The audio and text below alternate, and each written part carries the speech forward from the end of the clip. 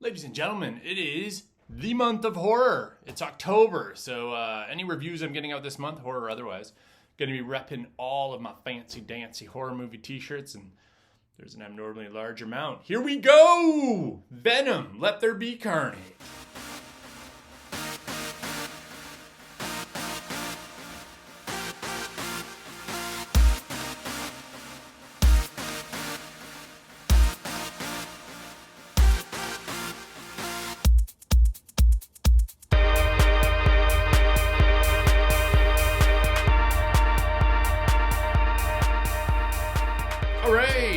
Welcome back. So we've got the sequel to the smash hit 2018, I think. Venom with Tom Hardy made a whole chunk of money for Sony worldwide. Sony. So naturally, they want a sequel. They went into the history of Venom and the most popular character from the video game franchises, from the comic books, Carnage. So your plot, listen, let's get into it. Tom Hardy plays Eddie Brock, who is paired with a alien symbiote hereby known as Venom. He's a big black thing with giant teeth that cracks a lot of weird, awkward jokes and likes to eat heads and chocolate. So, you know, he has that in common with a lot of humans. Hopefully not the head part. They've been doing this Venom thing for a little while now, since the first film. Beginning of this movie is more or less just them with a bunch of banter and trying to struggle through living with each other. How they're paired together, they can hear each other's thoughts. Venom, rather the man inside the suit, Eddie Brock, is a kind of failed reporter trying to get back on track. He ends up being called to interview Cassidy Cletus. Let me just double check. Cletus Cassidy, played by Woody Harrelson, phenomenal. Anyway, through that course of events, Woody Harrelson ingest a portion of Venom, which allows him to become another symbiote called Carnage. And from there, you have the evil murderous symbiote with the evil murderer inside, and you have Venom with Eddie Brock inside, who still wants to eat things, but is trying to be a good symbiote. They're going to have to battle, and there's going to be people caught in the middle, and we go from there. So, Venom 2. Is it worth your money? Oh, yes and no. So, the first 25 minutes of this movie, maybe 30 minutes, honestly, they were rough. It's only an hour and a half movie. So in my brain, I'm thinking this is going to fly by. It's just going to be like walk in, popcorn, pop, ooh, symbiote battle, and roll out. And there's aspects of that. But this first 20, 30 minutes, essentially, is Venom just cracking one-liners. And there being like awkward moments that I think are supposed to get people to laugh. There wasn't a whole lot of laughing in the theater. I mean, there wasn't a whole lot of people either. We're still getting back on this, dealing with the pandemic and theater-ness. By the way, theater process, super easy. Kind of cool. We all get to pick our seats now and stuff. Anyway, moving back on. Popcorn is still popcorn. But this first 30 minutes, oh man, like nothing happens. I mean, nothing. You just have Venom saying dumb jokes and Eddie Brock more or less saying, Venom, you suck. And that's it. And then Woody Harrelson comes into play. There's some backstory with Woody Harrelson's girl that he loves, that he met in his orphanage when he was younger, when Cletus was younger. When he becomes Carnage, they, of course, get back together. She has powers, too. They're ready to paint the town red, pun intended. And Venom and Eddie Brock are going to have to stop him. You're going to have some returning characters from the first movie. You have Dan, the person who is with Eddie Brock's ex, played by Michelle Williams.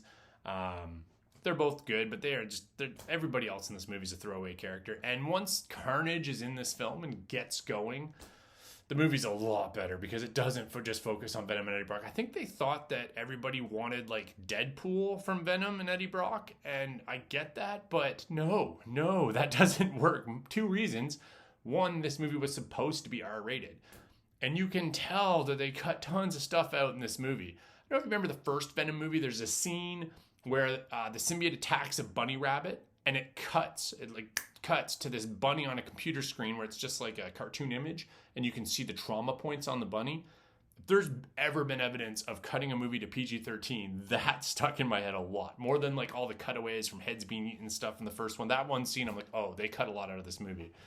You can feel it in this movie as well, where the movie wants to go nuts.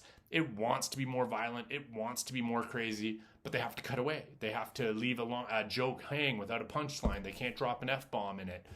They do throw one F-bomb in at the end just to be like, we're pushing that PG-13. But, man, people wanted to see this movie. There was no kids in the theater. Maybe there will be somewhere. I get it. But just let it go. Part of the reason why Deadpool worked is because they just went for it. And Sony just doesn't quite have the cojones to unleash Venom. They had the perfect chance here. And they do the best they can. Woody Harrelson as Cletus is surprisingly awesome. He was not my pick. Not because I don't love Woody. I do. But I thought he was a little old. But he owns it. Obviously put some time in getting to know the character. And if he didn't, someone gave him a play-by-play because he nails it. How he dresses, how he acts. Some disappointments in just how Carnage is. Carnage the symbiote is fine, but one of the things from the comics and the video games, which a lot of people probably remember in my age bracket, Maximum Carnage, and all those people going back to retro games will be all over that game. Carnage makes like weapons out of his hands, so he has like the big like axe, and he can do like multiple knives and stuff. So in this one, there's parts of his symbiote that like shoot out and like attack things. But you don't ever get that shot of just Carnage with like this 4 axes hanging in the air. Maybe I missed it. Maybe it was something that they cut out. But the whole time I'm just waiting for that money shot of him with like the double axe hands just being like, bring it on, from like the covers of all this stuff. You can look at any Carnage comic cover, almost anyone, and he's got some sort of blade weapon made out of his symbiote.